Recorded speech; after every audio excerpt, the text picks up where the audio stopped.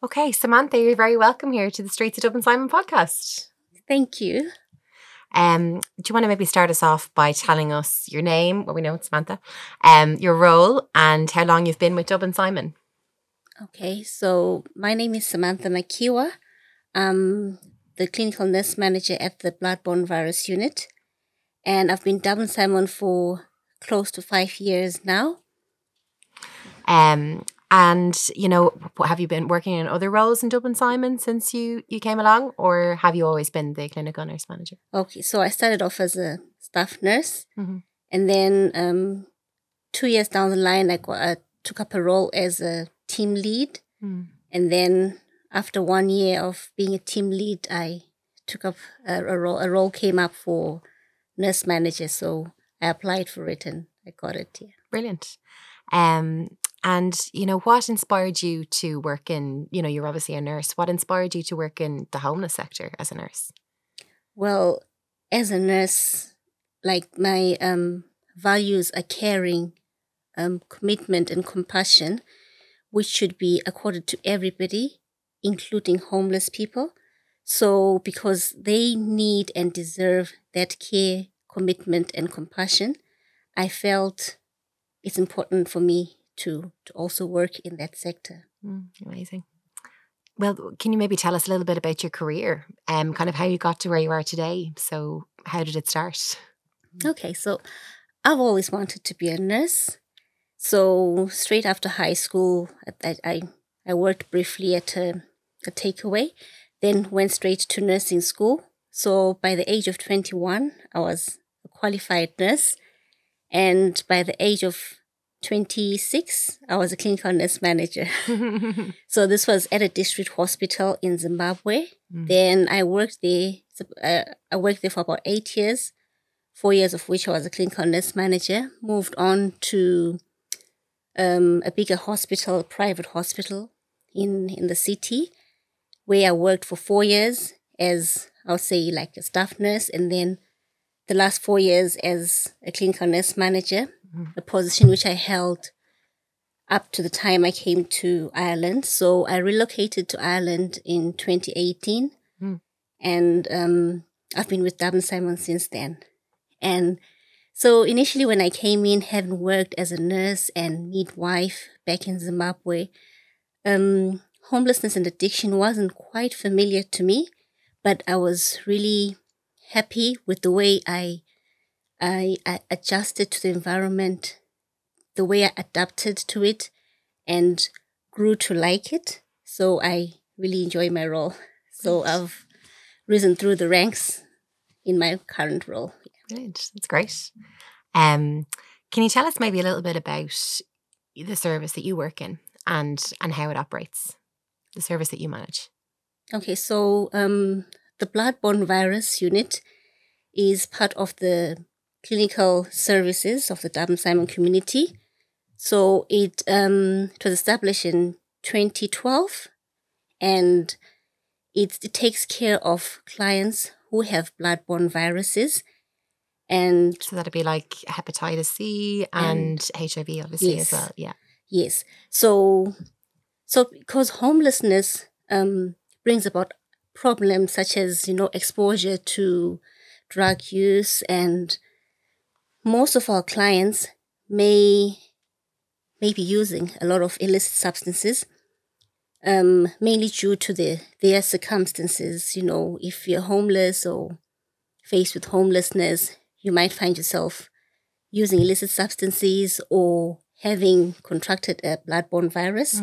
So this unit was meant for people who have blood-borne viruses and as well as are using illicit substances, leading to them not being able to comply with their treatment for their blood-borne viruses.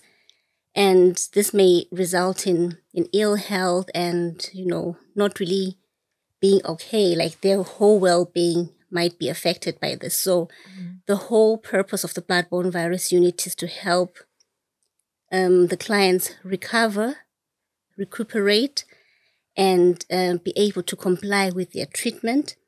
So we support them to re-engage with the infectious disease clinic, for example, the Guide at St. James and the Mater ID clinic. So this helps them then comply well with their HIV treatment. Then for those with hepatitis C, we would help them to start treatment and having supervised doses, and then ensure that they are discharged safely to a place where they can continue their treatment. So how we achieve this, we use a holistic approach. So when a client comes in, the nurses would do like a head-to-toe examination and find out any problems that the client has, apart even from the problems that they would have verbalized on admission. So we find out all the problems that they have and try to tackle them. We work as a multidisciplinary team. It's not just nurses. We have project workers. We have support workers. We have a GP who comes in 5 days a week. So as a multidisciplinary team, we then identify how we can support the client through their journey to stabilization. So when a client comes in, the medical part is taken care of by the nurses and the doctors. And then if there is any psychosocial needs, they are taken care of by the key worker, who is the project worker, who will identify if the client has any social needs. Do they have a medical card? Are they registered as homeless if they are homeless? And so we work together that way. And then we have groups which help in the recovery of the clients. So apart from the medical care, we have the Reduce the Use program. So basically the Reduce the Use program, we understand that addiction is not easy to just stop like abruptly. So we understand that at least if they can reduce their use, they can comply to their treatment, they can have a better lifestyle and tolerate activities of daily living much better.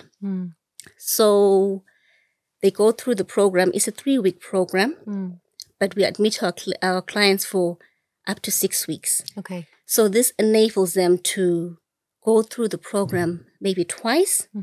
So firstly, they may not quite understand it. They're not in a good space because they're going through withdrawals and when they reduce their use. But by the second cycle, they understand it better and they are supporting the new clients. So it flows that way. So having done all this, the client is in a better position than they were when they leave the unit as compared to when they came in. Yeah. So that's how we do it. No, that's a great overview. And do you find that when the clients come in, they're generally coming in because they've fallen out of step with their treatment plan? Is that really, and they maybe are in ill health because they're not complying with their treatment plan? Yes, in Always. most cases. Okay. That's it. So that's just one of the reasons, and it's the main reason. And then so the other reason would be rest and recuperation. Okay. They would want to get out of the chaotic lifestyle and be in a safe environment. So this is aligned to the vision of Dublin Simon Community, making home a reality. So they would want to move from the streets or living in a tent or living in a hostel to come into a safe environment where they can get a well-balanced diet and, a clean environment, friendly environment where even their health needs are addressed. So why is the service necessary? How does homelessness impact a person's treatment plan, like being able to kind of take their medication? Because it might sound really simple to, somebody who isn't familiar with it, but it has such a huge impact on a person's ability to comply with their medical plan. Can you maybe explain that to us a little bit? Picture somebody who stays in a tent.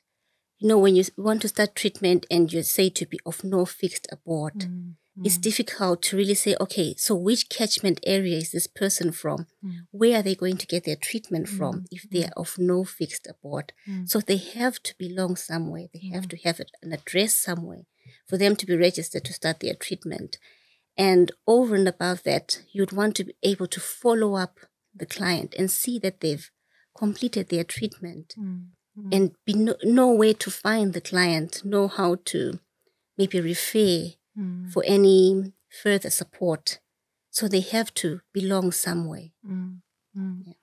And from the client's perspective as well, like, I suppose when somebody is experiencing homelessness, there's no routine, there's no regularity, like it's very much kind of just a chaotic existence, and, it might be very difficult for clients to even access treatment to get to where they're being treated or getting their treatment, like transport might be a problem.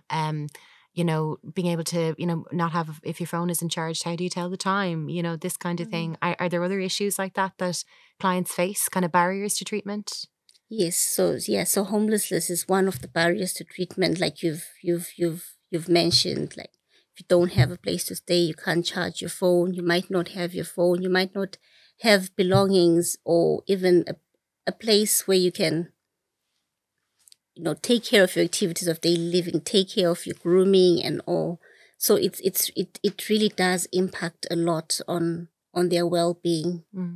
It does. So our kind of units really give them that period of rest and hope, especially if they then move on to further treatment and move on to other residential units. Like I mentioned earlier on, that when somebody comes in, we try to ensure that when they leave to a better place. So this is how we help the clients. And I'm sure it's very rewarding to see the difference in the clients from when they come in the door to when they leave. Yes, it's very rewarding. It's satisfactory. No, when you compare, like when the client comes in, then a few days after, then by the time they graduate to leave the unit, and also the fact that they are moving on to a better place really gives us joy. Yeah. And what you're saying as well about that kind of peer support is really interesting, how that people who've been through the program or through the unit before, they're kind of almost like a big sister, a big brother to people who are coming in for the first time, and they can kind of help them to get settled. Do you think that's really important, that kind of peer-to-peer piece? Yes, it's very important, because taking it from just a health professional or a social care worker is different from somebody taking maybe advice or guidance from somebody with a lived experience. So it really impacts on their understanding of the whole program. What would you say that your team's vision or goal is? To ensure that when a client leaves the unit, they're in a better state than they were when they came in. Because you find that the clients have different goals. Our approach is to reduce the use, but somebody might, within themselves, want to completely stop taking drugs altogether. So we need to support them in that regard. And another client might just want a break, just rest. We need to support them. And if they then wish to do even better than that, we continue to support and encourage them. So that's the policy of the unit, is reduce the use? Yes. Yeah. Okay. So would people still be using while they're in the unit, or is it a rest period from using when they're in the bloodborne virus unit? We do not allow the use of illicit substances within the unit. Yeah. But we are cognizant of the fact that we know we allow them to go out at some point. They might use, they might not use. So we do understand that they might not stop abruptly. When they go out, they might use something, but when they come back, what we do not need to see is the use of illicit substances within the unit. So we just support them to reduce their use, because eventually they sort of really stop. And also in reducing the use, we also support them medically. Like it's more like a detox, a slow detox, where we're administering prescribed medication as opposed to them buying street tablets. For instance, somebody who's been taking benzos, may be prescribed a dose of benzos, which is then tapered, which is then brought down gradually to a tolerable level without the client having to go through drastic withdrawals. So it's supported medically to reduce their use, because if we say they can stop abruptly, it might affect them as well. And I suppose, is it challenging to manage, say if there are people within the unit who want to stop and people within the unit who want to reduce the use, and some people who may use, and some people who, everyone has different goals, everyone's different, and everyone's got different kind of objectives, I suppose. Do you know what I mean? Is that is that difficult to manage, or does it work okay within the unit? So that's usually one of the main challenges, because we treat them as individuals and they have different goals, like you mentioned. It is a challenge when there's somebody who's really struggling to reduce their use and are constantly seen to be under the influence of illicit substances, when there's somebody who's striving to get better. So it becomes difficult, but we try to manage that and try to intervene as soon as possible. Like if we see that you're not coping maybe within a group, we can just ask you to go and lie down so that you don't trigger others who are really interested in focusing on the group and seeing it through.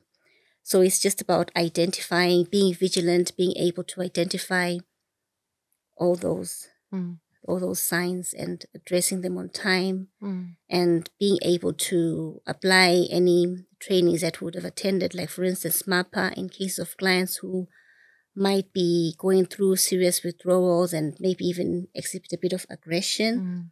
So it's really working together as a team and trying to intervene. Do you have, I touched on this as well, but I suppose, is there kind of a typical profile of somebody who would work, who would come through the service? Is it mostly male? Is it, obviously it's people who have bloodborne viruses and are like learning to live with them. I suppose something that, are there any particular trends, I suppose, in the people you see coming through the doors? So it's mostly male clients. Yeah. And we do get a few female clients. And what I've noted is it's the same clients that we keep bringing in. From time to time, maybe you might find that one comes once a year or twice a year. So mostly it's male clients as compared to females, more males than females. And with COVID, during the COVID pandemic, we got new clients, like not the usual clients that would get, which probably showed that maybe there's more people now using because of the pandemic. And then what we noted in the trends as well is that even the drug use is changing. Would often get people who would be taking maybe crack cocaine and heroin, and they are on methadone, they're stable on their methadone. But now we have clients who take crystal meth. It has become common. Then there's a substance called GHB, and it became more common like around 2020 during COVID, and we've had a few clients overdosing on it. And now what stands out with that particular drug is that it's difficult to resuscitate the client because we don't have an antidote for it, as compared to somebody who would have used heroin or any opioids. We always have naloxone at hand. So, and the drug, even in appearance, is just clear fluid like water. Very hard to detect. Yes, so it's very hard to detect, and even the consistency, the color is just like water. So someone might just reconstitute it with tea or juice, you won't even tell. So it's another challenge, like where new substances that we're not familiar with may just come. Yeah, no, absolutely. I suppose, coming back to kind of the need for the service, you know, the need for the bloodborne virus unit and services like it, what would the outlook be for people, you know, for this client group if these types of services didn't exist? I think it would really be difficult. It would really be difficult because at least in our kind of services, the client is treated with dignity and respect, and they have a chance to be reviewed and be treated and be assessed for any ailments and have that addressed, have all their physical needs addressed, and even their psychosocial needs addressed. So it's really important to the clients, because if they didn't exist, really, it would really make it would be devastating for the clients. Okay, yeah. And I suppose when you're dealing with people who are, you know, experiencing homelessness and all the challenges that go with that, are also coping with a bloodborne virus and also maybe detoxing to some extent, like that's an awful lot of stuff to be dealing with, you know? Yeah. It's a lot.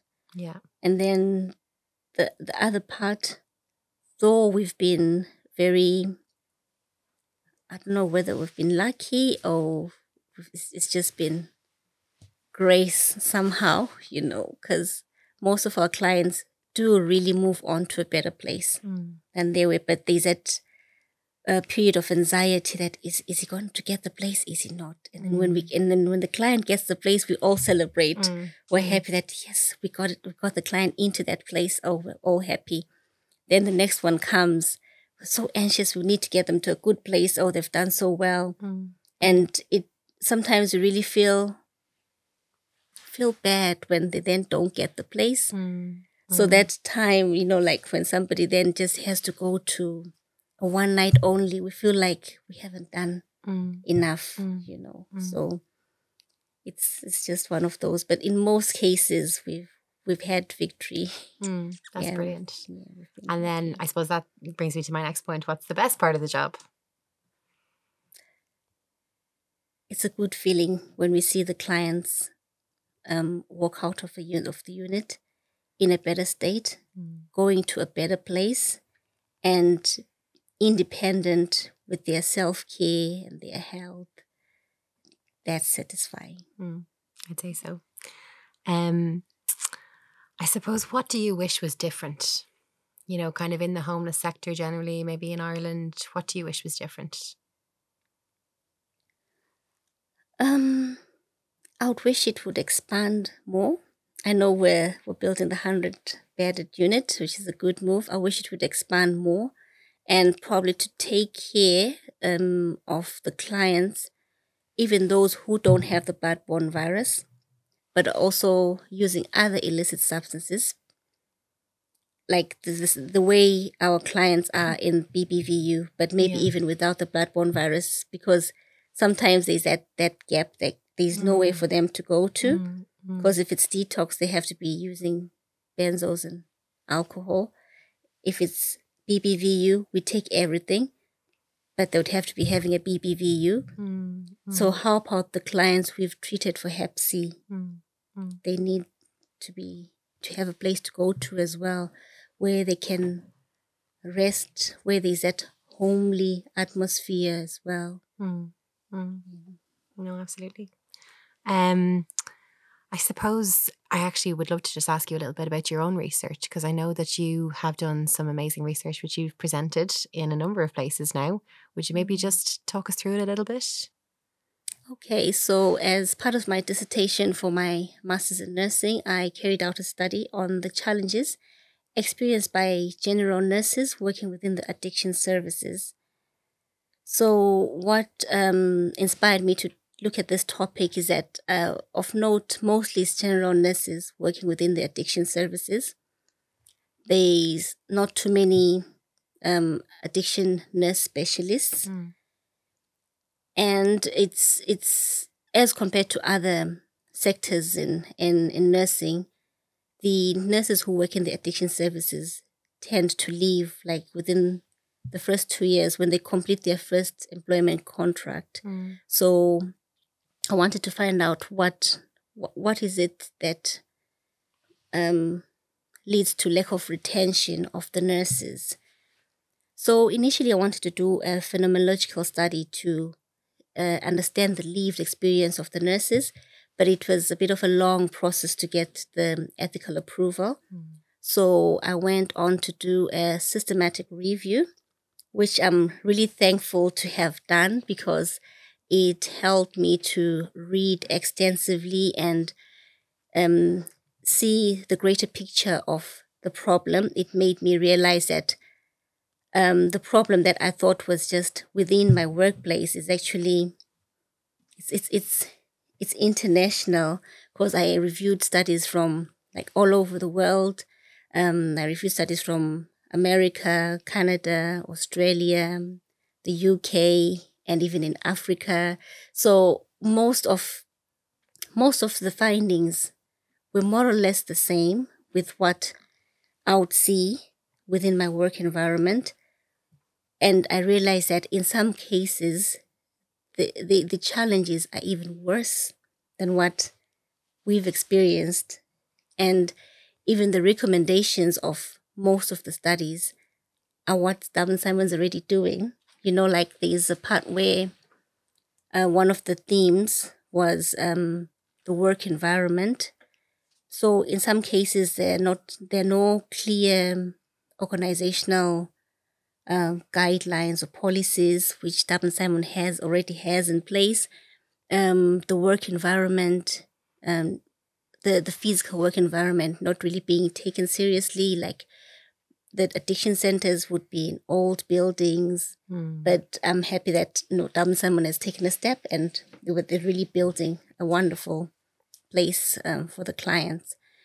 And the theme that really stood out was lack of knowledge on addiction nursing. And this is because there are not too many countries that offer addiction nursing specific training. It's only, I think, in New Zealand, Australia, Canada, and United States that really have addiction nursing specific training, where you'd really look at the physiological aspect, the physical aspect, the psychological aspect of addiction, and really understanding it very well. So if you understand it that well, you find that even the care is better. The attitude towards the clients is better because you know what to anticipate, you know what the outcome of something would be. But if you don't know, you are left to wonder. But however, general nurses are important in addiction nursing. They have to be there because being general nursing, they are trained in almost everything. So they understand the individual holistically, not just the addiction problem. So they can identify physical symptoms, they can identify changes in their mental health, and the general outlook of the client. They understand that, okay, this person might have taken something. So they are very important. So it would be lovely for them to probably have a postgraduate course in addiction nursing, which would then concentrate on the physiological aspect and the psychological aspect. So there are courses on addiction studies, but those ones mainly focus on the social aspect of addiction. Yeah. So the caring part of somebody in addiction needs to be understood and well documented. And it would be good as well, like in one of my recommendations was that addiction nursing has to be accredited and recognized like any other specialty in nursing, so that they are registered as addiction nurses. And what stood out as well was that nurses felt disgruntled, especially during COVID, where they would be taken from the addiction centers to go and work elsewhere. But then they won't argue to say, but we're addiction specialists. We should be here. they couldn't argue because they're only registered as general nurses, so they can work anyway. But if you are accredited as an addiction specialist, you work where you're supposed to be, you render the care to those people, and even the clients are really taken with respect that no, they have their special nurses, they have their special doctors and everything who take care of them. So I feel like it's high time that it has to be accredited and recognized, because addiction, according to the studies that I reviewed, it's a growing problem all over the world. And addiction treatment centers are being opened all over the world and are being run by general nurses. Most of them are nurse-led, and it's the general nurses running them. But then how about have a course that would really empower them to be confident in what they do? It would really be helpful. Amazing. How can people listening help you and your team in your role? By respecting people in addiction, as well as the staff that take care of people in addiction. Substance use disorder it's a condition, it's an illness like any other illness. So it's good for people to embrace it, understand it, and understand that the people who suffer from substance use disorder are not doing it on purpose. The people who are homeless are not homeless on purpose. They somehow found themselves in that situation, and they deserve that respect. They deserve the dignity. They deserve the care to help them come out of that difficult situation.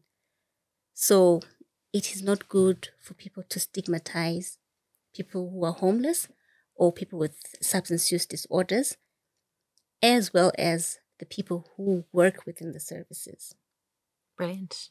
Okay, and my very last question is, what is home for you?